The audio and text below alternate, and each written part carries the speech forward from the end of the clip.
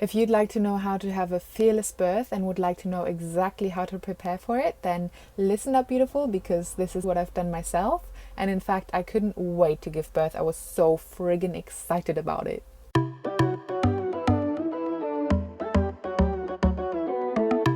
Ever since I was a little girl, I had been terrified at the thought of giving birth one day, and I always thought it was so unfair that we as women have to go through all of the things. Menstruation, pregnancy, birth, menopause, you name it, we have to go through it. But ever since learning more about it all, and especially since my pregnancy with Cody, my first child, I have been so grateful that we are the ones that are able to experience birth and, well, the pregnancy and all the other things, and are able to go through this amazing portal, this amazing rite of passage. I have given birth twice now, and the second time around I had a wild pregnancy and a free birth. And if you haven't already watched my videos on that, you can find them on our channel, and I'll also link them up here somewhere and also down below in the description box. I talk about exactly what a wild pregnancy and a free birth are and how it went for me, and honestly, I wouldn't do it any other way, except maybe if I had a radical birth keeper with me. Okay, let's dive in. In this video, I will share with you the 7 steps I took that will hopefully help you as well have a calm and powerful and enjoyable birth experience. Unfortunately, so many women believe, and I definitely used to be one of them, that giving birth is one of the worst experiences in a woman's life. And some women even choose not to have children because they are absolutely terrified of it. However, there are actually a lot of things we can do to overcome this fear. Number 1, trust your body. Women all over the world have given birth for thousands and thousands and thousands of years. And in fact, our bodies are actually designed to give birth. So looking at it from a biological standpoint, this is really what we're here for, right? And just to be clear, this is not to say that I'm against any woman's choice not to have children. All right, moving on.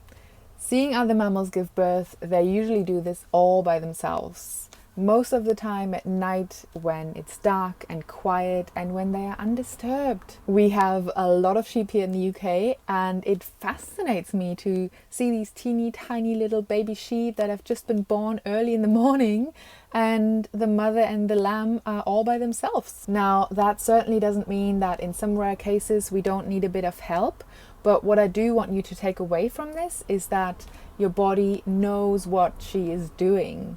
And even more so if you're treating yourself well during your pregnancy. So trust your body. Number 2, choose your birthing team wisely. Ideally, you only want those people around you that you can trust 100%.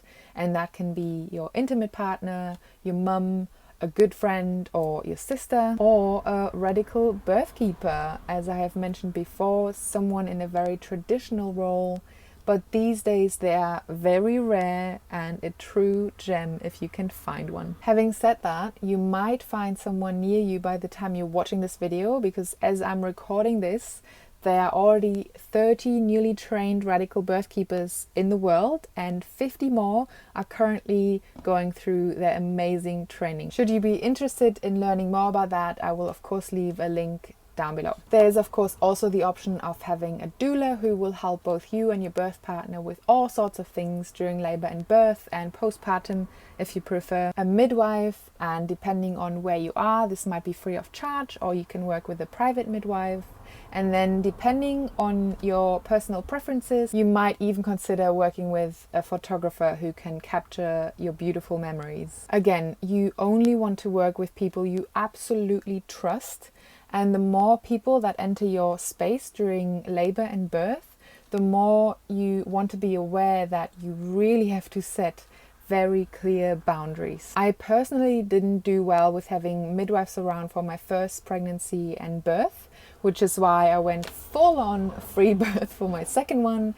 And that turned out to be the best thing ever for my family and myself. Number 3, keep positive. If you're scared of giving birth, and that's probably why you're here, then I'm sure you've been inundated with horror stories, be it by your mum, friends, family members, movies, TV shows, pictures, and on it goes. Keep all of those stories out of your life from now on. And if there's someone, and there always seems to be someone whilst you're pregnant, who wants to tell you about their negative birth experience, then ask them to wait until after you birth. You can say something along the lines of, hey, you know what, I'd really love to hear your birth story, but I'd rather like to wait until after I've given birth. Number 4, relax. Now, this is super important.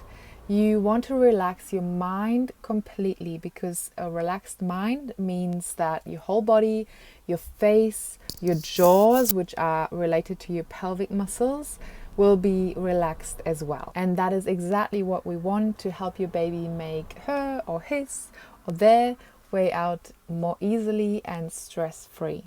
And one of the most amazing and easiest ways to do that is by either being or imagining yourself being outside in nature, at the beach, in a forest, up on a mountain, or even in your own garden. Whatever calms your mind and your body. And with that goes number 5, breathe. If you're relaxed, you will naturally breathe deeper into your belly, which is so important for labor and birth. You want to breathe and relax your whole body from head to toes, especially during surges, but also in between surges. Number 6, breathe or roar or hum your baby down.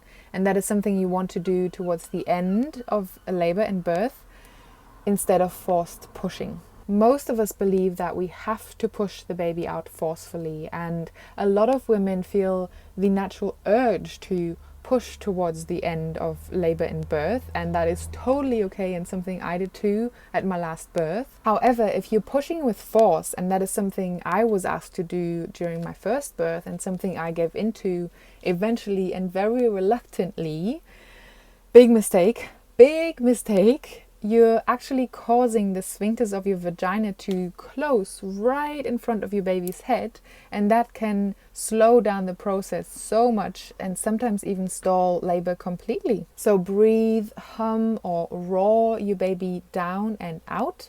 Unless you feel the natural urge to push, then do that, and that usually even prevents you from tearing. Number 7, connect with your baby. You want to be doing this throughout your pregnancy and especially during labor and birth. And what I mean by that is to check in with your body and your baby throughout the day. And I know this gets really hard once you already have little ones running around at home, but whenever you can, even if it's only in bed at night, relax, get quiet, and just feel how your belly feels. Can you feel your baby moving, even if it's just tiny movements? And again, perhaps you're only able to really feel them once you go to bed at night after a hectic day, once you're able to just lay down and calm down. Communicate.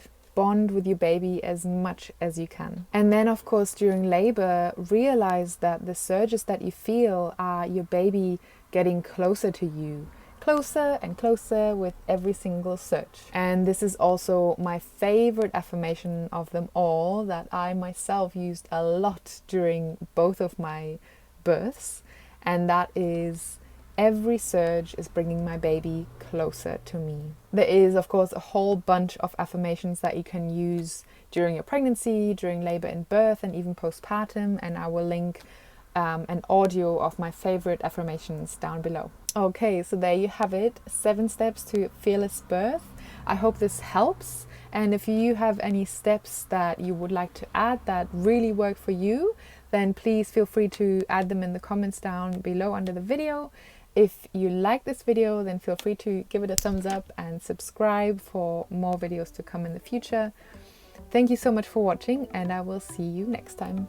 Mwah.